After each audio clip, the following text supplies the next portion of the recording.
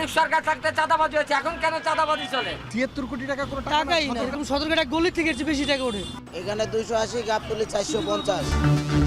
রাজনৈতিক ছত্রছায়ায় সড়কে চাঁদাবাজি ব্যবসা নিয়ন্ত্রণে পরিবহন সংগঠনের নেতারা, সিন্ডিকেটের হয়ে টাকা তোলে বেতনভুক্ত কর্মচারী।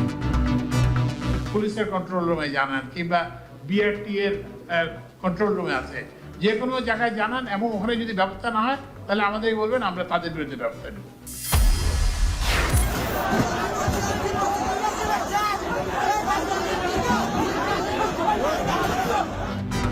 খিলক্ষেতে ধর্ষণে অভিযুক্তকে পুলিশের থেকে ছিনিয়ে নিয়ে গণপিটুনি। নিম্ন আয়ের নারীরা কর্মস্থলে বেশি ধর্ষণের শিকার, ঢাকা মেডিকেলের ওসিসির তথ্য।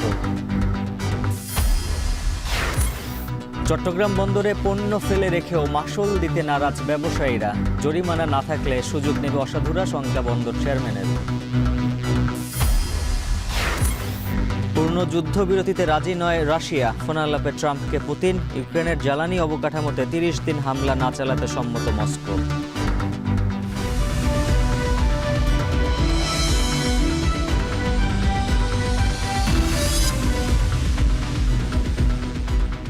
স্বাগত। এখন বাণিজ্যে পুরো আয়োজনের সঙ্গে আছে উজ্জ্বল হাফিজ। সুসজ্জিত অফিস কিংবা বাসায় বসেই পরিবহন খাতের চাঁদাবাজি নিয়ন্ত্রণ করছে সিন্ডিকেট, আর রাস্তায় চাঁদার টাকা তুলছে বেতনভুক্ত কর্মচারীরা। রাজনৈতিক ছত্রছায়ায় চাঁদাবাজিকে রীতিমতো ব্যবসা প্রতিষ্ঠানে পরিণত করেছেন পরিবহন মালিক শ্রমিক সংগঠনের নেতারা।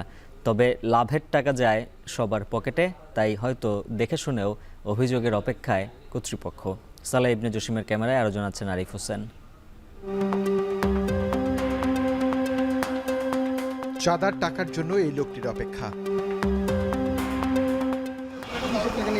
এটা হলো আমাদের রোডের ভাইয়া জিপি। জিপি বলতে কি এটা তো চাঁদা? হ্যাঁ, এটাই জিপি, এটাই চাঁদা।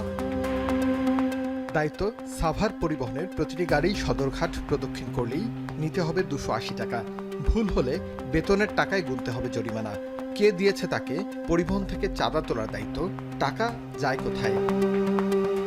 এটা সড়কে, ঢাকা সড়কে। মানে এটা কি গাড়ি চালালে চাঁদা দিতে হয়? সড়কে যে একটা খরচ আছে, সে খরচটা আমাদের দিতে হয়। ভাই আমার না তো, আমি তোমাদের কাজ করি, আমি তো জব করতেছি, যেমন আপনি একটা জব করতেছেন। কয় টাকা তুললো? এখানে 280, গাবতলী 450। গাবতলী 450, আর এখানে হলো 280। হ্যাঁ, এটা তো টাকাই না। হ্যাঁ, এগুলো তো টাকাই না। ৭৩ কোটি টাকা কোনো টাকাই না, এরকম সদরঘাট গলি থেকে বেশি টাকা ওঠে। টাকা না দিলে ঘোরে না গাড়ির চাকা। মামলা হামলা তো আছেই, জানালেন পরিবহন চালকরাই। ৫ আগস্টের পর বিএনপির রাজনীতির সাথে যুক্তরাই নাকি দখল করে নিয়েছেন সদরঘাট বাস টার্মিনাল। পালিয়েছে আওয়ামী লীগের সাথে যুক্তরা। আমলিক সরকার থাকতে চাঁদাবাজি হয়েছে, এখন কেন চাঁদাবাজি চলে? সংস্কারের কথা বললে যে সংস্কার দেশে চালাইতেছে, এটা আসলে বাস্তবায়নে উল্টাটা। প্রতিদিন ১৫০টি থেকে ১৭০টি সাভার পরিবহনের গাড়ি থেকে ২৮০ টাকা করে তোলেন এই ব্যক্তি। অঙ্কের হিসেবে ৪২,০০০ টাকা আয় দিনে। মাসের হিসেবে ১২,৬০,০০০ টাকা আয় এখান থেকে। বছরের হিসেবে আয় ১,৫৩,০০,০০০ টাকা। আজমেরি ভিক্টর সহ মোট ৬টি গাড়ির রুট পারমিট রয়েছে সদরঘাটে। তাহলে ৯,১৯,০০,০০০ টাকা শুধু আয় হয় সদরঘাটের পরিবহন সেক্টর থেকে। টিআইবির হিসেব, দেশের যাত্রী পরিবহন সেক্টর থেকে প্রতি বছর ১,০০০ কোটি টাকার বেশি চাঁদা ওঠে। 700 টাকা আমাদের টিভি চাঁদা আছে। চাঁদা নেওয়ার পর কি দেয়? আওয়ামী লীগ সরকারের আমলে রাজধানীর পরিবহন সেক্টরের চাঁদার একটি বড় অংশ যেত বাংলাদেশ সড়ক পরিবহন মালিক সমিতির হাতে। এখনো সড়কের টাকা যায় একই জায়গায়, শুধু পরিবর্তন এসেছে মানুষের। ক্ষমতার পালা বদলে সড়ক পরিবহনের দায়িত্বে বিএনপি ঘরানার রাজনীতিবিদরা। যদি সব টাকা এখানেই পাঠায় দেয়, তাহলে কোম্পানিটা চলে কেমনে? তার অফিস, তার স্টাফ, তার প্রশাসনিক খরচ, তার গাড়ি থানায় গেলে থানা থেকে বাই করা। জুলাই বিপ্লবের পর আমরা ইতে আসছি, আমরা সড়ক পরিবহনের দায়িত্ব নিচ্ছি। আমরা এসেই কিন্তু প্রথম পুরা ঢাকা শহরের যত টার্মিনাল ছিল, যত এন্ড ছিল, আমরা সমস্ত জায়গায় আপনার চাঁদাবাজি বন্ধ করে দিয়েছি। সড়ক পরিবহনের সাধারণ সম্পাদকের দায়িত্বে থাকা সাইফুল ইসলাম বলেন, চাঁদার পরিমাণ আগের থেকে কমেছে। চাঁদাবাজরা প্রকৃতপক্ষে কোনো সংগঠন না, কোনো দলের লোক না, কিন্তু সময়ে সুবিধায় তারা এই জিনিসটা ব্যবহার করে, কেউ সংগঠন, কেউ দলীয় পরিচয়। আমরা পরিষ্কারভাবে বলছি, এই চাঁদাবাজের বিরুদ্ধে আমরা আছি। চাঁদাবাজির অভিযোগ পেলে দলমত নির্বিশেষে ব্যবস্থা নেয়ার কথা জানালেন খালেদা জিয়ার উপদেষ্টা ও শ্রমিক নেতা শিমুল বিশ্বাস। পথে কোনো ধরনের চাঁদাবাজি কেউ করতে পারবে না, এটা সংশ্লিষ্ট সকলকে বেসরকারি মালিক শ্রমিক সংগঠনের পক্ষ থেকে কঠোর নির্দেশনা দেওয়া আছে। সকলের যোগসাজশী চাঁদাবাজিটা হচ্ছে। আমি সেই সকলের যোগসাজশের মধ্যেই বলতেছি, আপনি যদি স্পেসিফিক কোনো জিনিস আমাকে নোটিশে নিয়ে আসেন, সব যোগসাজশ ভেঙে দেওয়া হবে। সড়কের চাঁদার একটি অংশ যায় আইনশৃঙ্খলা বাহিনীর কাছে, এমন অভিযোগ থেকে 5 আগস্টের পরও বের হতে পারেনি পুলিশ। যেখানে আমরা চাঁদাবাজ পাচ্ছি সেখানে তাদেরকে গ্রেপ্তার করে আইনের আওতায় নিয়ে আসছি। আর যদি কোনো সুনির্দিষ্ট অভিযোগ পাওয়া যায় সেটা তো আমরা আরও কঠিনভাবে ব্যবস্থা গ্রহণ করব। চাঁদাবাজির অভিযোগ পেলে ব্যবস্থা নেওয়ার কথা জানান যোগাযোগ উপদেষ্টা। এখানে চাঁদাবাজি হচ্ছে আপনি জানান, তথ্যটা জানান, পুলিশের কন্ট্রোল রুমে জানান, কিংবা বিআরটি এর কন্ট্রোল রুমে আছে, যে কোনো জায়গায় জানান, এবং ওখানে যদি ব্যবস্থা না হয় তাহলে আমাদেরই বলবেন, আমরা তাদের বিরুদ্ধে ব্যবস্থা নেব। সম্মিলিত উদ্যোগ না থাকলে পরিবহন সেক্টর থেকে চাঁদাবাজি বন্ধ করা সম্ভব নয় বলে মন্তব্য পরিবহন সংশ্লিষ্টদের। আরিফ হোসেন, এখন, ঢাকা। গেল 24 ঘন্টায় ঢাকা জেলায় 3টি ধর্ষণের ঘটনায় আবারও চাঞ্চল্য তৈরি হয়েছে। এরই মধ্যে রাজধানীর খিলক্ষেতে শিশু ধর্ষণে অভিযুক্ত এক কিশোরকে পুলিশের কাছ থেকে ছিনিয়ে নিয়ে গণপিটুনি দিয়েছে বিক্ষুব্ধ জনতা। এ ঘটনায় পুলিশের 7 জন আহত হন। আর মিরপুরে এক নারী সাংবাদিককে ধর্ষণের অভিযোগে 2 জনকে গ্রেফতার করেছে পুলিশ। এছাড়া ঢাকার নবাবগঞ্জে এক শিশুকে ধর্ষণের অভিযোগ উঠেছে প্রতিবেশীর বিরুদ্ধে। বিস্তারিত প্রতিবেদনে। ঘটনাটি রাজধানীর খিলক্ষেতের মধ্যপাড়ায় 5 বছরের এক শিশুকে ধর্ষণের অভিযুক্ত এক কিশোরকে পুলিশের কাছ থেকে ছিনিয়ে নিয়ে গণপিটুনি দেয় বিক্ষুব্ধ জনতা। পরে আশঙ্কাজনক অবস্থায় তাকে ভর্তি করা হয় ঢাকা মেডিকেল কলেজ হাসপাতালে। আহত হয় আরও 7 পুলিশ সদস্য। গেল 24 ঘন্টায় ঢাকা জেলায় 3টি ধর্ষণের ঘটনা জানা গেছে, যার মধ্যে 2 জনই শিশু, আর একটি ঘটনায় রাজধানীর মিরপুরে সংঘবদ্ধ ধর্ষণের শিকার হয়েছে বলে অভিযোগ করেছেন এক সাংবাদিক। ভুক্তভোগীদের দাবি, একটি সংঘবদ্ধ অপরাধী চক্র নিয়ে সংবাদ সংগ্রহের সময় সোমবার রাত 11টার দিকে মাটিকাটা এলাকার সিঙ্গার শোরুমের গলিতে যাওয়া মাত্রই তাকে চারদিক থেকে ঘিরে ফেলে এর সদস্যরা। এক পর্যায়ে পল্লবী থানার বালুঘাট এলাকায় একটি নির্মাণাধীন ভবনে তাকে সংঘবদ্ধ ধর্ষণ করা হয়। এ ঘটনায় 2 জনকে আটক করেছে পল্লবী থানা পুলিশ। বর্তমানে ঢাকা মেডিকেলে চিকিৎসাধীন রয়েছেন তিনি। এদিকে ঢাকা জেলার নবাবগঞ্জ উপজেলায় 6 বছরের এক শিশুকে ধর্ষণের অভিযোগ উঠেছে তার প্রতিবেশীর বিরুদ্ধে। শিশুটির স্বজনের দাবি, মঙ্গলবার ইফতারের আগে শিশুটি বাড়ির উঠানে খেলার সময় তাকে ডেকে নিয়ে যায়। পরে ধর্ষণ করে 45 বছর বয়সী ওই ব্যক্তি। এর আগে আরো 2-3টা করছে, তাদেরকে এরকম ভাবে দমন করছে। এখন আমাদের ওইভাবেই দমন করতে চাইছে। আমাদের হাসপাতালে যেতে দেব না, পুলিশের কাছে যেতে দেব না, ডাক্তার ট্রিটমেন্ট নিতে দেব না। এটা এখান থেকেই মাটি দিয়ে দিতে গেছে। যদি এর কোনো বাড়াবাড়ি করে, আমার বোন একা থাকে, আমার হাজবেন্ড থাকে বিদেশ, আমার বোনেরও করবে, আমার ভাগ্নিরও সহকারে হ্যারাসমেন্ট করবে, এটা বুঝছেন। পুলিশ ওই ব্যক্তিকে আটক করলেও ভুক্তভোগী পরিবারের দাবি, নানাভাবে তাদের চাপ ও হুমকি দিচ্ছেন তার পরিবারের সদস্যরা। ধর্ষণের শিকার নারীদের চিকিৎসা দেয়া হয় সব ধরনের গোপনীয়তা রক্ষা করে। ধর্ষককে বিচারের আওতায় আনতে আলামত তথ্য সংগ্রহ করে ওয়ান স্টপ ক্রাইসিস সেন্টার। তবে ধর্ষণের শিকার নারীকে শারীরিক ও মানসিকভাবে সুস্থ রাখাকে জরুরি মনে করেন চিকিৎসকরা। ধর্ষণের বিচার দ্রুত করতে ফরেনসিক ও ডিএনএ পরীক্ষার রিপোর্ট সবচেয়ে গুরুত্বপূর্ণ। বিস্তারিত জাহিদ হাসানের প্রতিবেদনে। ভেতরে প্রবেশাধিকার নিষেধ, বন্ধ দরজার ওপারে যারা, তারা দেখে ফেলছে এ সমাজের সবচেয়ে কদর্য দিক। ঢাকা মেডিকেল কলেজ হাসপাতালের ওয়ান স্টপ ক্রাইসিস সেন্টার। গোপনীয়তার সঙ্গে চিকিৎসা পান ভুক্তভোগীরা। অনুমতি সাপেক্ষে সুযোগ হয় ওসিসি সেন্টারে প্রাথমিক তথ্য জানার। ওসিসিতে সোমবার পর্যন্ত ভর্তি আছেন 8 জন। তারা সবাই ধর্ষণের শিকার হয়েছেন। 8 জনের মধ্যে একজন অন্তঃসত্ত্বা নারীও আছেন। ওই নারী একজন নিকটাত্মীয় দ্বারা ধর্ষণের শিকার হয়েছেন। এছাড়া বেশিরভাগই শিশু। গেল 1 বছরে প্রায় 1000-এর বেশি ধর্ষণের শিকার ভুক্তভোগী এসেছে ঢাকা মেডিকেলের ওসিসিতে। ওসিসির তথ্য বলছে, নিম্ন আয়ের নারীরা কর্মস্থলে বেশি ধর্ষণের শিকার হচ্ছেন। অনেকে আবার মামলাও করেন না। বাবা দ্বারা ধর্ষণ হওয়ার ঘটনার অভিজ্ঞতাও রয়েছে চিকিৎসকদের। প্রশ্ন ছিল চিকিৎসার বাইরে ধর্ষণের মামলার ক্ষেত্রে ওয়ান স্টপ ক্রাইসিস সেন্টারের ভূমিকা কি। কর্তব্যরত চিকিৎসক জানালেন, ধর্ষণের সব রকম আলামত পুলিশ ও আদালতকে দেয়া হয়, ঘটনা লিপিবদ্ধ করা হয়, যার একটি নিজস্ব নম্বরও থাকে। এখানকার চিকিৎসকদের সাক্ষ্য মামলার ক্ষেত্রে জরুরি প্রমাণ। আমরা এটা খুবই কনফিডেন্সিয়াল মেনটেন করে করি।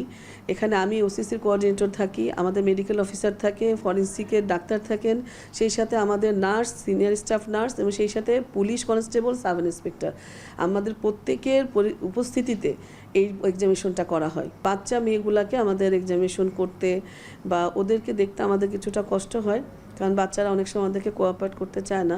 ইদানিং আমরা যেটা পাচ্ছি যে রেপিস্ট যেটা হচ্ছে ধর্ষণ যে করছে তার বয়স কমে আসছে, যেমন 16 বছরের বাচ্চা, 14 বছরের ছেলে বাচ্চা, 18 বছরের ছেলে বাচ্চা, যেটা আগে হয়তো ছিল না, 12 বছরের ছেলে 2 বছরের মেয়েকে, এই ধরনের কেস এখন বাড়ছে।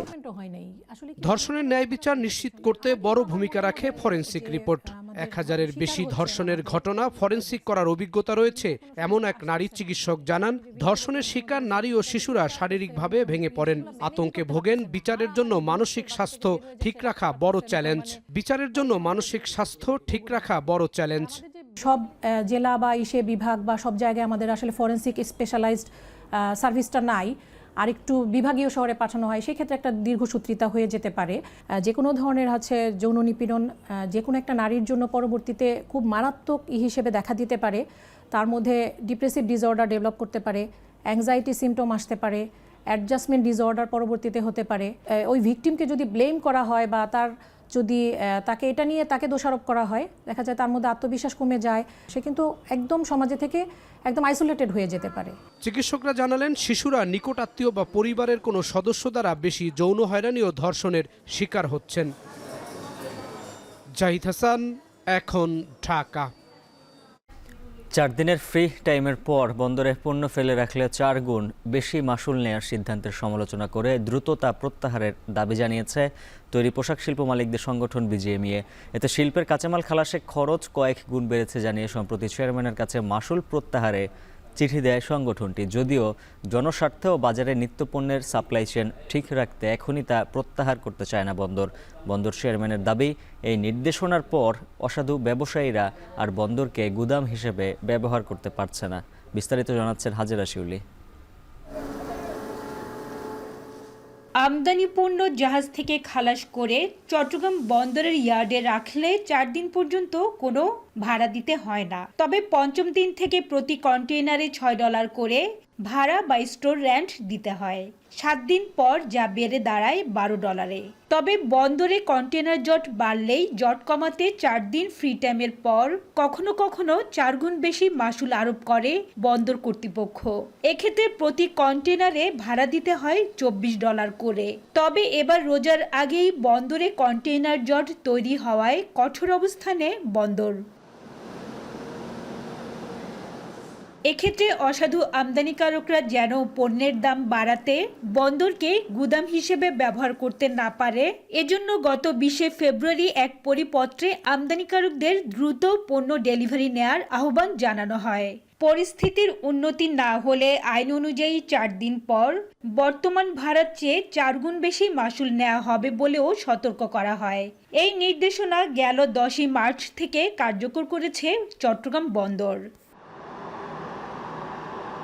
যদিও এই নির্দেশনাকে অযৌক্তিক বলে দাবি করছেন ব্যবসায়ীরা, বলছেন এ দায় শুধু আমদানিকারকের নয়, যথাসময়ে ব্যাংক ডকুমেন্ট না পাওয়া, কাস্টমসের প্রক্রিয়াগত জটিলতা সহ নানা কারণে পণ্য খালাসে দেরি হয়। এক্ষেত্রে বর্তমান প্রতিকূল পরিস্থিতিতে 4 গুণ মাশুল আরোপের ফলে ব্যবসায় নেতিবাচক প্রভাব পড়ার আশঙ্কায় তারা। ইম্পোর্টার যে মাল ইম্পোর্ট করে সেই মালটা সে কিন্তু সঠিক সময় ডেলিভারি নেওয়ার জন্য তার প্রয়োজনীয় কাস্টমের বিভিন্ন জটিলতাগুলো শেষ করে আসতে হয়। অনেক সময় অনেক পেপার প্রয়োজন হয়, শিপিং লাইন্স, এটা অনেক কিছু ইনঅর্ডার করে ডেলিভারি পয়েন্টে আসতে হয়। এইসব কারণে ডিলে হয়। আর যদি ডিলে হয়, নির্দিষ্ট সময়ের বাইরে ডিলে হলে অটোমেটিক্যালি একটা ওয়ারফেন বলে একটা শব্দ আছে যে পেমেন্ট করতে হয়। তো পেমেন্ট আমরা করছি। যদিও চট্টগ্রাম বন্দরের চেয়ারম্যান বলছেন জনস্বার্থে বাজারে পণ্যের নিরবিচ্ছিন্ন সরবরাহ এবং দাম স্থিতিশীল রাখতে এই অতিরিক্ত মাসুল আরোপের উদ্যোগ নেওয়া হয়েছে। এক্ষেত্রে ফ্রি টাইমের মধ্যেই আমদানিকারকদের পণ্য ডেলিভারি নেয়ার আহ্বান জানিয়ে বন্দর ও কাস্টমস থেকে সব ধরনের সহযোগিতার কথা জানালেন তিনি। অনেক কার্গো আছে যেগুলো নিত্য প্রয়োজনীয় দ্রব্য, ডে টু ডে বাজারে এটা প্রয়োজন আছে এবং এটা সাপ্লাই চেইনটা সমুন্নত রাখা অত্যন্ত জরুরি। পঞ্চম দিন থেকে হলো আপনার এই স্টোর রেন্টটা আরোপ হয়। তো আমি যখন কাস্টমসের সাথে কথা বলেছি, ওনারা বলেছে এটা 3 দিনের মধ্যে এটা সমাধান হয়ে যায়। কাজে যদি কেউ 4 দিনের মধ্যে নিয়ে যায় তার তো কোনো টাকাই পে করা লাগবে না। যে নিয়ে যাবে তার জন্য সুবিধা, বাজারেও মানুষের এটা ভোক্তাদের জন্য এটা একটা সুবিধা এবং আমাদের জন্য একটা সুবিধা। বর্তমানে 54,000 টিউএস ধারণ ক্ষমতার বিপরীতে চট্টগ্রাম বন্দরে কন্টেইনার আছে প্রায় 29,000 টিউএস। 20 ফেব্রুয়ারি পরিপত্র জারির আগে কন্টেইনার ছিল প্রায় 40,000 টিউএস। হাজারা শিউলি, এখন চট্টগ্রাম। আরএফএল ওয়াটার পাম্পের অটো থার্মাল টেকনোলজি, যা বেশি হিটে নষ্ট হয় না, শতভাগ মসৃণ ব্রাশ ইম্পেলার নিশ্চিত করে অধিক পানির flow. RFL water pump on করলে পানির তুফান। বগুড়ায় সপ্তাহ দুয়েকের ব্যবধানে কমেছে প্রায় সব ধরনের চালের দাম। অস্থিরতা কাটায় কিছুটা স্বস্তিতে ক্রেতারা। চালের বাজারের আরও খবর জানাতে বগুড়া থেকে যুক্ত আছেন সহকর্মী রাজীব সেলিম। রাজীব, জানাবেন প্রকারভেদে চালের দাম কেজিতে কতটা কমলো আর দাম সামনে আরও কমার সম্ভাবনা রয়েছে কিনা? হ্যাঁ উজ্জ্বল, অনেকটাই কমেছে, অনেকটাই স্বস্তি ফিরেছে চালের বাজারে। সপ্তাহ দুয়েকের ব্যবধানে সব ধরনের চালে কেজি প্রতি দাম কমেছে 2 থেকে 3 টাকা। আর এই যে আমনের ভরা মৌসুম যেটি পার করেছি, সেটিতে আমন যখন ঘরে তোলার একেবারে ভরা মৌসুম, যখন কৃষকের গলায় আর বাজারে শুধুমাত্র আমন ধান ছিল, চাল ছিল, সেই সময় চালের দাম যে হারে বৃদ্ধি পেয়েছে তাতে সাধারণ মানুষ অনেকটাই অস্বস্তিতে পড়েছিলেন। প্রতি সপ্তাহে 3 থেকে 4 টাকা প্রতি কেজিতে দাম বেড়েছে। সেই চালের দাম রমজানে হঠাৎ রমজানের শুরু থেকেই দাম কমতে শুরু করেছে। এখন পর্যন্ত 2 সপ্তাহের ব্যবধানে চালের দাম কমেছে প্রতি কেজিতে 2 থেকে 3 টাকা। সাধারণ মানুষের স্বস্তি ফেরার পেছনে আসলে ব্যবসায়ীরা বলছেন যে ভারত থেকে, পাকিস্তান থেকে চাল আমদানি করার কারণে আসলে সেই চালগুলো এখন কিছুটা কম দামে বিক্রি হয়। দেশীয় যে চালগুলো রয়েছে, আমন মৌসুমের যে চালগুলো রয়েছে, সেই চালগুলো উপর কিছুটা প্রভাব কমেছে। সেই চালগুলো সে কারণেই কিছুটা কম দামে বিক্রি হচ্ছে, চাহিদা কিছুটা কমার কারণে। আর এই আমন মৌসুমে যে চালের দাম বৃদ্ধি হয়েছে সেটির কারণ হচ্ছে 33 টাকা করে ধানের দাম সরকারিভাবে নির্ধারণ করে দেওয়া হয়েছিল। তার আগে কিছুদিন আগে এই মিলাররা চালের মজুদ করেছে এবং অবৈধ মজুদের কারণে আসলে চালের দাম হঠাৎই মাঝখানে বৃদ্ধি পেয়েছিল এবং আমদানি করার পরপরই সেই চালের দাম কিছুটা কমতে শুরু করেছে। সপ্তাহ দুয়েক আগে চালের রঞ্জিত চালের দাম ছিল 56 টাকা, সেটি 54 থেকে 55 টাকায় বিক্রি হচ্ছে। এটি হচ্ছে মধ্যবিত্ত এবং নিম্ন মধ্যবিত্তদের সবচেয়ে যে চাল বেশি ব্যবহার করে থাকে, বেশি খেয়ে থাকেন, কিনে থাকেন, সেটিই হচ্ছে রঞ্জিত চাল। আর 28 চাল 65 টাকা বিক্রি হয়েছে, সেটি আজকের বাজারে বিক্রি হচ্ছে 63 থেকে 64 টাকা। 49 চাল যেটি হচ্ছে মধ্যবিত্তদের সবচেয়ে বেশি যে চাল কিনে থাকেন, সেটি হচ্ছে 62 টাকা বিক্রি হয়েছে। আজকের বাজারে সেটি বিক্রি হচ্ছে 59 থেকে 60 টাকা। এই ছিল আমার কাছে বগুড়া থেকে চালের বাজারের সব শেষ খবর। উজ্জ্বল। 350 কোটি টাকা ব্যয়ে নির্মিত রাজশাহীর হাইটেক পার্কে বাস্তবায়ন হয়নি তরুণ শিক্ষার্থীদের কর্মসংস্থানের প্রতিশ্রুতি। আইটি পার্কটির মূল কার্যক্রম নাটোরে স্থানান্তরের স্বপ্ন ভেঙেছে রাজশাহীর তরুণদের। অপরিকল্পিত আর রাজনৈতিকভাবে প্রকল্প গ্রহণের ফলে এই ভরাডুবি বলছেন আইটি বিশেষজ্ঞরা। তরুণদের আগ্রহী করতে শিক্ষা প্রতিষ্ঠান ভিত্তিক উদ্যোগ নেয়ার আহ্বান বিশেষজ্ঞদের। রায়হানুল ইসলামের ক্যামেরায় আরও জানাচ্ছেন রাকিবুল হাসান। শিক্ষানগরী রাজশাহীর 50টির বেশি প্রতিষ্ঠানে উচ্চশিক্ষা গ্রহণ করে প্রায় 1.5 লাখ শিক্ষার্থী, যেখান থেকে প্রতি বছর চাকরির সন্ধানে বের হয় অন্তত 20,000 শিক্ষার্থী। বাইরের জেলা শহর থেকে পড়তে আসা শিক্ষার্থীদের প্রত্যাশা শহরে খণ্ডকালীন কর্মসংস্থানের সুযোগ, যা বরাবরই নেই এই নগরীতে। এমন প্রেক্ষাপটে 2018 থেকে 22 সাল পর্যন্ত 334 কোটি টাকা ব্যয়ে নগরীর হরগ্রাম জিয়ানগরে প্রায় 31 একর জায়গায় গড়ে ওঠে হাইটেক পার্ক, যা ঘিরে প্রযুক্তি খাতে কর্মসংস্থানের প্রত্যাশা বাড়ে তরুণদের। ভেবেছিলাম যে আমরা এখানে জব করলে হয়তো একটা হাই অ্যামাউন্টের স্যালারি পাবো, কিন্তু সেগুলো এখনো বাস্তবায়ন হয়নি। হাইটেক পার্কে একটা উপযুক্ত প্রশিক্ষকের মাধ্যমে যদি বিভিন্ন ট্রেনিং দেওয়ার ব্যবস্থা করতো, তাহলে সেই ট্রেনিংয়ের পরে ওই ইউথরা আবার ওই হাইটেক পার্কে কাজ করার সুযোগ পেত। রাজশাহীতে 14,000 তরুণের কর্মসংস্থান সৃষ্টির লক্ষ্যে 2024 সালে ঢাকার কিছু আইটি ফার্ম আসে এই পার্কে। বিদেশি আইটি ফার্মগুলোর সাথে কাজের সুযোগ বাড়ে তরুণদের। তবে বছরের মাঝামাঝি সময় তথ্য ও যোগাযোগ প্রযুক্তি মন্ত্রণালয় হাইটেক পার্কের কার্যক্রম স্থানান্তর করে নাটোরে। ফলে হাইটেক পার্ক রূপান্তর হয় ট্রেনিং সেন্টারে। কর্মসংস্থানের স্বপ্নভঙ্গ হয় রাজশাহীর তরুণদের। পাশাপাশি রাজনৈতিক প্রভাব, নিরাপত্তার অভাব এবং শিক্ষা প্রতিষ্ঠানগুলোর সাথে হাইটেক পার্কের দূরত্বের কারণে প্লট ও ফ্লোর নিতেও আগ্রহ হারায় স্থানীয় উদ্যোক্তারা। হাইটেক পার্কে যে স্বপ্নটা দেখানো হয়েছিল ওই পরিমাণে আসলে ওই জিনিসটা হয়নি। বিগত বছরগুলোতে আমরা যেগুলো দেখছি যেগুলো ট্রেনিংগুলো হাইটেক পার্কে হয়, সেখান থেকে বড় জোর একটা ট্রেনিংয়ের ব্যাচ থেকে সর্বোচ্চ 1 থেকে 2 জন ফ্রিল্যান্সার বের হয়। হ্যাঁ, তারাও ঠিকভাবে মার্কেট প্লেসে কীভাবে কাজ করতে হয় তা জানে না। রাজশাহী ইউনিভার্সিটি আছে, রুয়েট আছে, এগুলো কেন্দ্রিক হতো, তাহলে দেখা যাচ্ছে আমরা অনেক দক্ষ জনশক্তি পাইতাম। এ অবস্থার উত্তরণে হাইটেক পার্কের দায়িত্বরত উপপরিচালক মাহফুজুল কবিরের সাথে যোগাযোগ করলেও কোনো সাড়া পাওয়া যায়নি। তবে অন্য কর্মকর্তারা বলছেন, দেশি বিদেশি প্রতিষ্ঠান আনতে উদ্যোগী হতে হবে কর্তৃপক্ষকেই। বিভিন্ন ধরনের ট্রেনিং ইভেন্ট হতে পারে বা জাস্ট সিম্পলি গেট টুগেদারের মতো ইভেন্ট হয়, তাহলে দেখা যাচ্ছে যে এই যে একটা আইস ব্রেকিংয়ের যে ব্যাপারটা সেটা হবে আর কি, এবং তাদেরও যে ছোট ছোট যে প্রশ্নগুলো তারা হয়তো জিজ্ঞেস করতে পারবেন। কর্মসংস্থানের ঢাকঢোল পিটিয়ে আসা হাইটেক পার্কের পরিকল্পনায় ঘাটতি ছিল বলে মনে করেন রাজশাহী বিশ্ববিদ্যালয়ের এই অধ্যাপক। পাশাপাশি প্রকল্পগুলো রাজনৈতিক বলেও মনে করেন তিনি। সরকারের যে অ্যানালাইসিস করা দরকার, যে স্টাডি করা দরকার, যে ফিজিবিলিটি স্টাডি করা দরকার, এর টেকনিক্যাল দিক, এর ইকোনমিক্যাল দিক, এগুলো আসলে আমার মনে হয় না যে প্রপারলি স্টাডি করা হয়েছে। হাইটেক পার্কের 2টি ভবনে মোট 20টি প্রতিষ্ঠানের জন্য ফ্লোর বরাদ্দ রয়েছে, যার মধ্যে বর্তমানে বরাদ্দ হয়েছে 13টি প্রতিষ্ঠান। রাকিবুল হাসান, এখন, রাজশাহী। ষড়ঋতুর দেশে প্রতিটি ঋতুরই রয়েছে আলাদা সৌন্দর্য, তবে রঙের বৈচিত্র্যে বসন্তকে বলা হয় ঋতুরাজ। শিমুল, পলাশ আর কাঞ্চন ফুলের সৌন্দর্যে সেজেছে সিরাজগঞ্জের প্রকৃতি। বসন্তের এই সময়ে সিরাজগঞ্জের রেললাইন ও সড়কের দুধারে শতাধিক গাছে ভরে উঠেছে রক্তরাঙা শিমুল ফুল। ইমরান শেখের ছবিতে আরও জানাচ্ছেন রিফাত রহমান।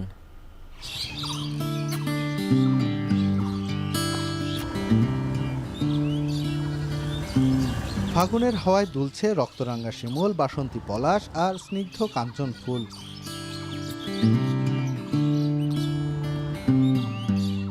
সিরাজগঞ্জের উল্লাপাড়ার সলপ রেললাইন ও সড়কের দুধারে শতাধিক শিমুল গাছে যেন লেগেছে আগুন।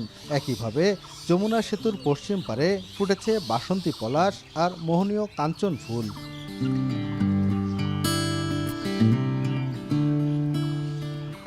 ষড়ঋতুর এ দেশে ঋতুচক্রের পালা বদলের সাথে সাথে বাংলার প্রকৃতিও যেন সেজে ওঠে ভিন্ন ভিন্ন রঙের সৌন্দর্যে।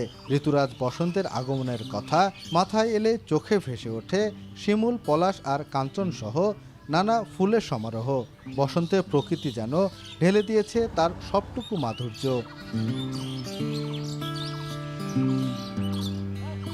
শিমুল ফুলের ফাঁকে সূর্য উঁকি দিয়ে মেতে উঠেছে বসন্তের আমেজে। প্রতিদিন দূর দূরান্ত থেকে প্রকৃতিপ্রেমীরা ছুটে আসছেন এই রঙের উৎসবে। কেউ ছবি তুলছেন, কেউ ভিডিও করছেন, কেউ বা রঙিন ফুলের ছোঁয়ায় হারিয়ে যাচ্ছেন প্রকৃতির মায়ায়।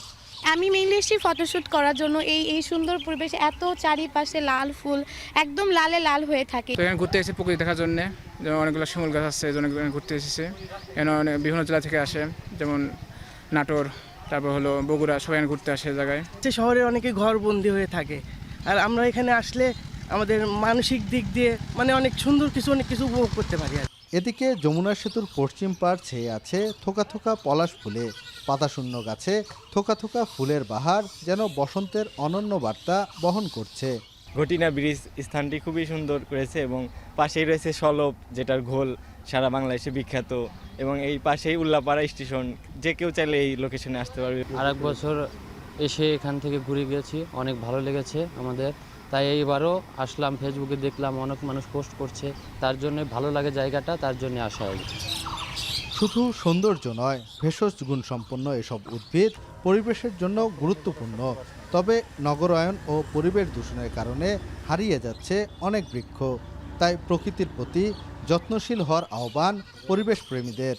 বসন্তের যে একটা নিদর্শন সৌন্দর্য, এটা এই শিমুল গাছ থেকে আসে এবং সেটা অগ্নিকন্যা এটা একটা সৌন্দর্য বর্ধন করে। সেই সাথে আমাদের নিত্য প্রয়োজনীয় ব্যবহার উপযোগী সেগুলো আমরা পেয়ে থাকি এবং কাঠও পেয়ে থাকি। তাই আসুন আমরা এই শিমুল গাছ বেশি বেশি রোপণ করি, দেশের ভারসাম্য রক্ষা করি, পরিবেশের ভারসাম্য রক্ষা করি এবং আমাদের সৌন্দর্যতাকে বৃদ্ধি করি।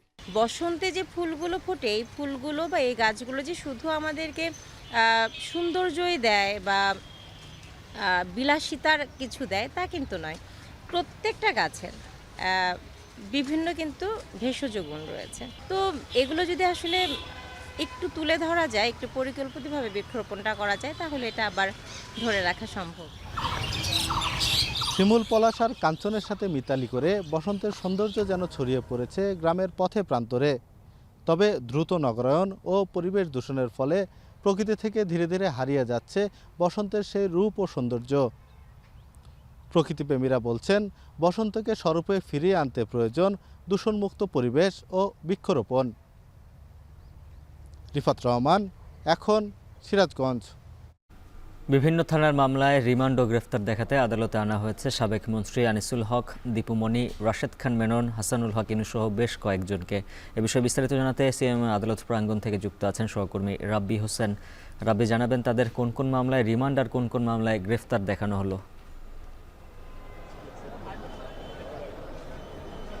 উজ্জ্বল, বৈষম্যবিরোধী ছাত্র আন্দোলনের বিভিন্ন থানায় আজকে গ্রেপ্তার ও রিমান্ড শুনানির জন্য আদালতে আনা হয়েছিল সাবেক কয়েকজন মন্ত্রীকে। তার মধ্যে আমরা দেখেছি যে মোহাম্মদপুর থানার পৃথক দুটি মামলায় সাবেক এমপি সাদেক খান, সাবেক মন্ত্রী আনিসুল হককে 3 দিন করে রিমান্ড দিয়েছেন আদালত। এছাড়া আরেকটি আদাবর থানার একটি হত্যা মামলায় সেখানেও সাবেক আইজিপি চৌধুরী আব্দুল আল মামুনকে 4 দিনের রিমান্ড মঞ্জুর করেছেন আদালত। এছাড়া আমরা দেখেছি যে যাত্রাবাড়ি থানারই পৃথক 16টি মামলায় গ্রেপ্তার দেখিয়েছে সাবেক মন্ত্রী দীপুমণি, হাসানুল হক ইনু, রাশেদ খান মেনন।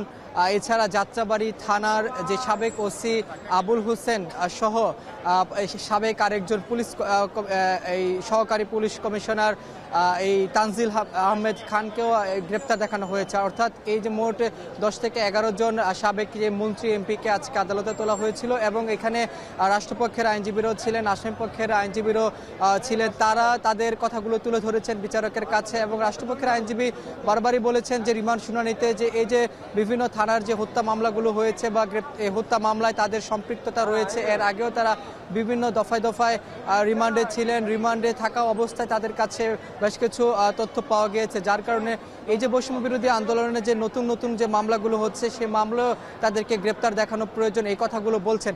এবং এখানে আসামিপক্ষের আইনজীবীরা বারবার তাদেরকে রিমান্ডের আবেদনের বিরোধিতা তারা করেছেন। তাদেরকে আসামিপক্ষের আইনজীবীরা বারবার বলছেন যে তাদের যে আসামির যারা রয়েছে তাদেরকে গ্রেপ্তার কেন দেখানো হচ্ছে, যেহেতু কোনো তথ্য বের হয়ে আসছে না, এই দাবিগুলো তারা করছেন এখানকার যারা আসামিপক্ষের আইনজীবীরা আছেন তারা। তবে এই যে 5ই আগস্টের এই আন্দোলনের পর, বৈষম্য বিরোধী ছাত্র আন্দোলনের পর, গণ অভ্যুত্থানের পর একে একে যে গ্রেপ্তার হওয়া আওয়ামী লীগের যে নেতাকর্মী যারা রয়েছেন তারা কিন্তু তাদেরকে রিমান্ড দেওয়া হচ্ছে এবং এখন পর্যন্ত কয়েকশো মামলার আসামি এখানে রয়েছেন। আজকে তার মধ্য থেকে এখানে একজন আসামি রয়েছেন যে সাবেক আইজিপি চৌধুরী আব্দুল আল মামুন, তার বিরুদ্ধে কিন্তু 2 শতাধিকেরও বেশি মামলা রয়েছে। অর্থাৎ সাবেক প্রধানমন্ত্রী শেখ হাসিনার পরে সবচেয়ে বেশি মামলা যার নামে রয়েছে তিনি সাবেক আইজিপি চৌধুরী আব্দুল আল মামুন। এছাড়া এখানে বিভিন্ন থানার এই হত্যা চেষ্টা মামলায় তাদেরকে গ্রেপ্তার দেখানো হয়েছে। তবে আদালতের কাছে এর আগে বারবারই তারা উল্লেখ করেছেন যে তারা এই বৈষম্য বিরোধী ছাত্র আন্দোলনের সঙ্গে তারা আন্দোলন দমনে তাদের কোনো সম্পৃক্ততা ছিল না, এই দাবিগুলো তারা বারবার করে আসছিলেন। যদিও রাষ্ট্রপক্ষের যারা আইনজীবী রয়েছেন, যারা ভুক্তভোগী পরিবারগুলো রয়েছেন, তারা দাবি করে আসছেন তাদের যে সম্পৃক্ততা রয়েছে সেই সম্পৃক্ততার কথা তারা বলছেন। এবং এইখানে তাদের যেহেতু এর আগেও দফায় দফায় তারা রিমান্ডে ছিলেন, তবে যেহেতু অনেক মামলা, এখানে রাষ্ট্রপক্ষের আইনজীবী একটা কথা বলেছেন যে আদালতের কাছে যে আসামিপক্ষের শুনানিতে যেহেতু কয়েক হাজার মামলা হয়েছে সেই কারণে এই তাদেরকে নতুন নতুন গ্রেপ্তার দেখানো হওয়ার প্রয়োজন। কারণ এই যে আন্দোলন হয়েছে, কয়েক হাজার ছাত্র জনতা হত্যা হয়েছে, নিহত হয়েছে, অনেকে আহত হয়েছে, সেই বিষয়গুলো জানা তাদের প্রয়োজন রয়েছে, যেই কারণেই তাদেরকে আসলে বারবার কয়েক দফায় দফায় তাদেরকে আসলে আদালতে আনা হচ্ছে, তাদেরকে রিমান্ড দেওয়া হচ্ছে এবং নতুন নতুন মামলায় তাদেরকে আসলে গ্রেপ্তার দেখানোর প্রয়োজন রয়েছে, এই কথাগুলো আদালতের কাছে তুলে ধরছেন এবং কোন কোন জায়গায় কিভাবে এই হত্যাকাণ্ড হয়েছে বা এই আন্দোলন দমনে তারা ভূমিকা রেখেছিলেন সেই বিষয়গুলো তদন্ত কর্মকর্তাই তারা বের করবেন। এই জন্যই তাদেরকে আসলে রিমান্ড দেওয়া হচ্ছে, এই কথাগুলো বলছেন যারা রাষ্ট্রপক্ষের আইনজীবী রয়েছেন তারা। এই ছিল আমার কাছে সবশেষ খবর আদালত থেকে। সিএমএম কোর্ট থেকে যুক্ত ছিলেন সহকর্মী রাব্বি হোসেন। খুলনা নগরীর ব্যস্ততম এলাকা পিকচার প্যালেস মোড়ের অস্থায়ী মার্কেটে আগুনে পুড়ে গেছে অর্ধ শতাধিক দোকান। ভোর 5:30টার দিকে মার্কেটের পূর্ব দিকে আগুনের সূত্রপাত হয়। মুহূর্তেই তা ছড়িয়ে যায় পুরো মার্কেটে। পরে ফায়ার সার্ভিসের 8টি ইউনিটের প্রায় 2.5 ঘন্টার চেষ্টায় আগুন নিয়ন্ত্রণে আসে, তবে এরই মধ্যে পুড়ে যায় মার্কেটের সব দোকান। ফায়ার সার্ভিসের ধারণা বৈদ্যুতিক শর্ট সার্কিট থেকেই আগুনের সূত্রপাত। আগুনে তাৎক্ষণিকভাবে ক্ষয়ক্ষতির পরিমাণ জানাতে পারেনি ফায়ার সার্ভিস।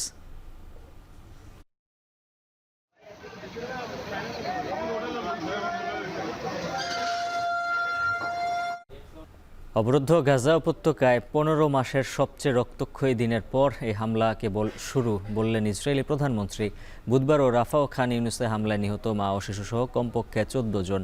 বিশ্বব্যাপী সমালোচনার ঝড় উঠলেও ফিলিস্তিনিদের এ দুর্দশার জন্য হামাসের উপর দায় চাপিয়েছে ইসরায়েলের ঘনিষ্ঠতম মিত্র যুক্তরাষ্ট্র। গাজায় নতুন করে সংঘাতের বিরোধিতায় নেতানিয়াহুর বিরুদ্ধে ইসরায়েলেই চলছে বিক্ষোভ। আরও জানাচ্ছেন নুজাত কামাল।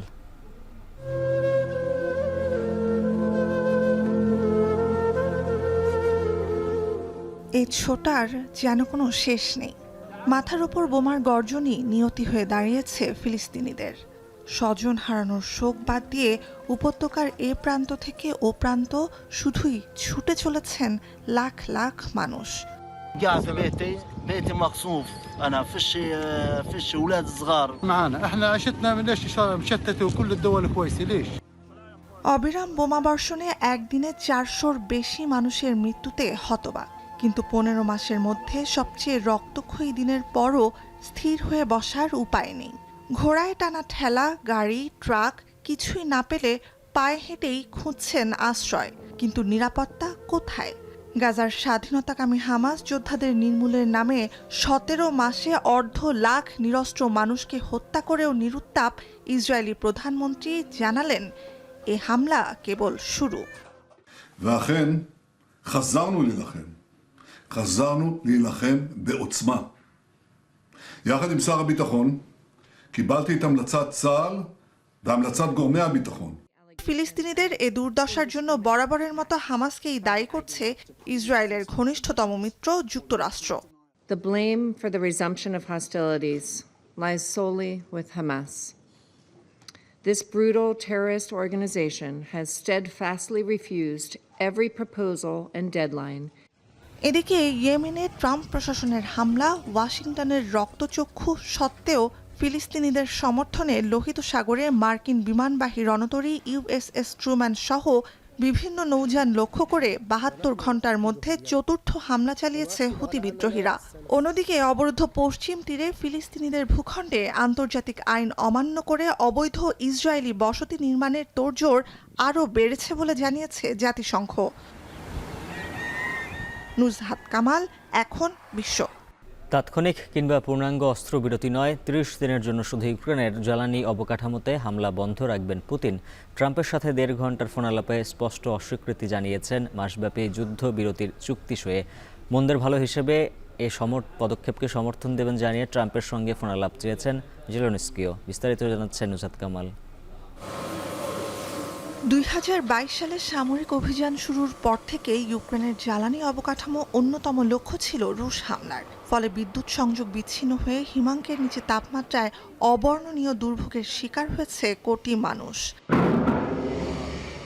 সংঘাতে ইতি টানতে করণীয় নির্ধারণে মার্কিন প্রেসিডেন্ট ডোনাল্ড ট্রাম্পের সাথে বহুল প্রত্যাশিত ফোনালাপে ইউক্রেনের জ্বালানি অবকাঠামোতে 1 মাসের জন্য হামলা স্থগিতে মঙ্গলবার সম্মতি দেন রুশ প্রেসিডেন্ট ভ্লাদিমির পুতিন, কিন্তু রাজি হননি তাৎক্ষণিক বা পূর্ণাঙ্গ অস্ত্রবিরতির প্রস্তাবে। সৌদি আরবে সাম্প্রতিক বৈঠকে ট্রাম্প প্রশাসনের কর্মকর্তারা যে মাসব্যাপী পূর্ণাঙ্গ অস্ত্রবিরতির পরিকল্পনা সাজিয়েছিলেন তাতে সই করবেন না বলে সাফ জানান পুতিন। বলেন, ইউক্রেনে সামরিক সহায়তা এবং গোয়েন্দা তথ্য আদান প্রদান বন্ধ করলে তবেই কেবল পূর্ণাঙ্গ অস্ত্রবিরতিতে সম্মতি দেবে রাশিয়া। ইউক্রেনের ইউরোপীয় মিত্ররা আগেই নাকচ করেছে এ প্রস্তাব। আপাতত প্রথম পদক্ষেপ হিসেবে জ্বালানি অবকাঠামোতে হামলা বন্ধের সিদ্ধান্তকেই স্বাগত জানিয়েছেন পশ্চিমা নেতারা। Die nun angekündigte Waffenrufe für Angriffe auf die Energieinfrastruktur kann ein erster wichtiger Schritt auf dem Weg sein. Das Gleiche gilt für die Aufnahme technischer Verhandlungen für eine Waffenruhe auf See.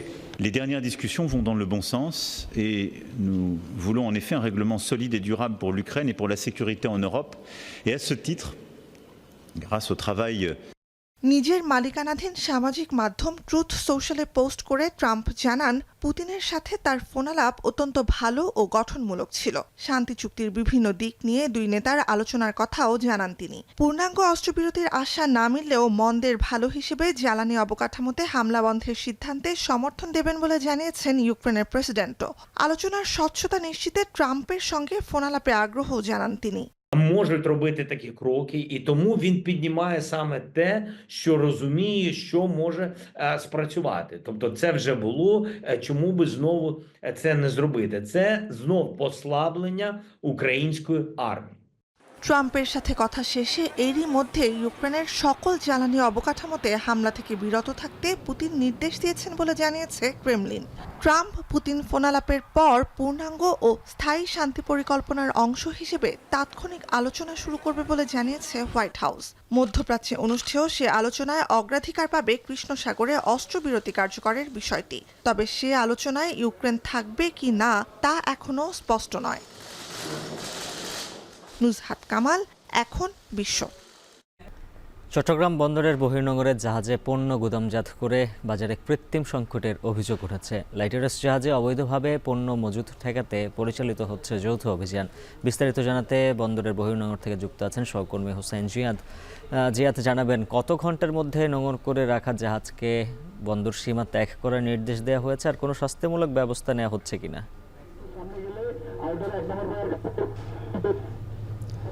উজ্জ্বল, চট্টগ্রাম বন্দর আসলে এই প্রেক্ষিতে একটি নির্দেশনা দিয়েছিল যে চট্টগ্রাম বন্দরের বহির্নোঙরে যে বিদেশি জাহাজগুলো থেকে যে লাইটার জাহাজগুলো পণ্য খালাস করে দেশের বিভিন্ন প্রান্তে আসলে নিয়ে যায়, তাদেরকে 72 ঘন্টার মধ্যে পণ্য বোঝাই করার 72 ঘন্টার মধ্যে তাদেরকে গন্তব্যে চলে যাওয়ার জন্য নির্দেশনা দেওয়া হয়েছিল।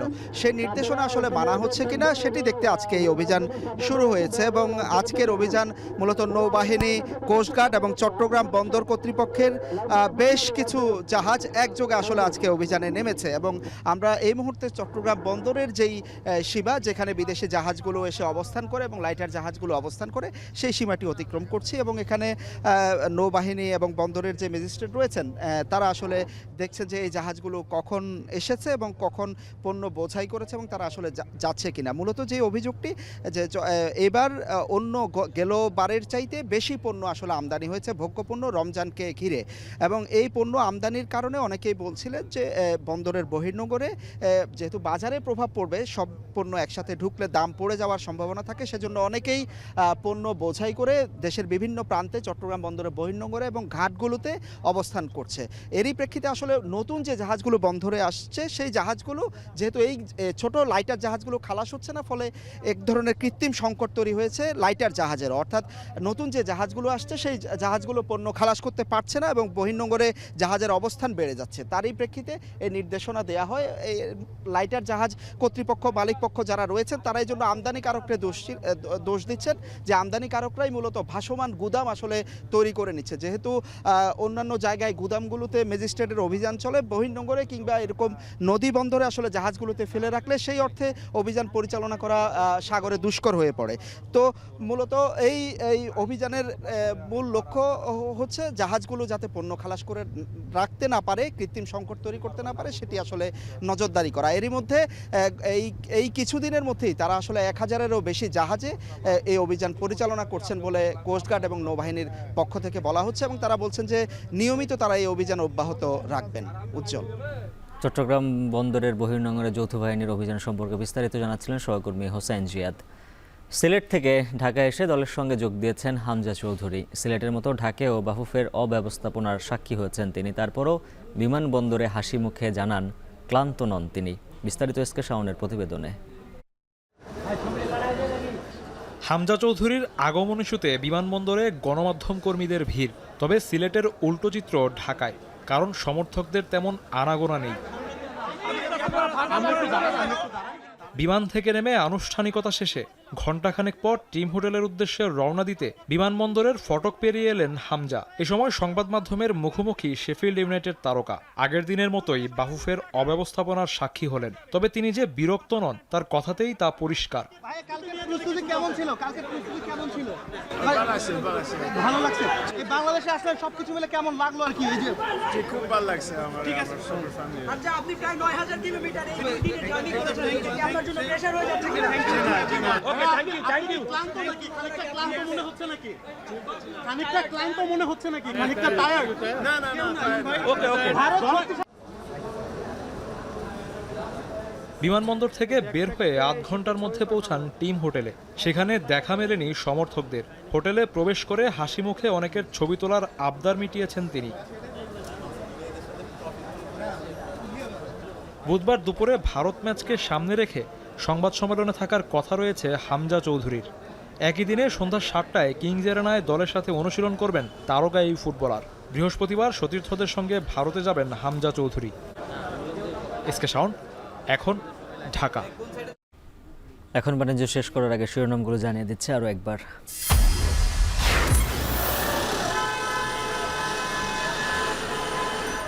সরকার থাকতে চাঁদাবাজি হয়েছে, এখন কেন চাঁদাবাজি চলে? 73 কোটি টাকা কোনো টাকাই না, এরকম সদরঘাটা গলি থেকে বেশি টাকা ওঠে।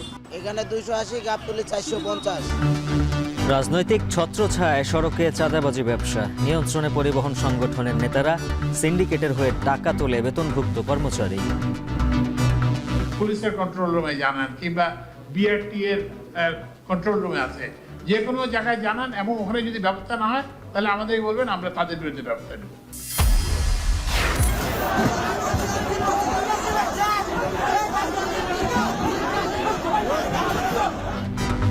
খিলক্ষেতে ধর্ষণে অভিযুক্তকে পুলিশের থেকে ছিনিয়ে নিয়ে গণপিটুনি। নিম্ন আয়ের নারীরা কর্মস্থলে বেশি ধর্ষণের শিকার, ঢাকা মেডিকেলের ওসিসির তথ্য। চট্টগ্রাম বন্দরে পণ্য ফেলে রেখেও মাশুল দিতে নারাজ ব্যবসায়ীরা। জরিমানা না থাকলে সুযোগ নেবে অসাধুরা, শঙ্কা বন্দর চেয়ারম্যানের। গাজায় নতুন করে ইসরায়েলি হামলায় নারী ও শিশুসহ আরও 14 জন নিহত। তেল আবিবে হাজারো মানুষের নেতানিয়াহু বিরোধী বিক্ষোভ। আর এই ছিল এখন বাণিজ্যের আয়োজনের। সঙ্গে থাকার জন্য ধন্যবাদ।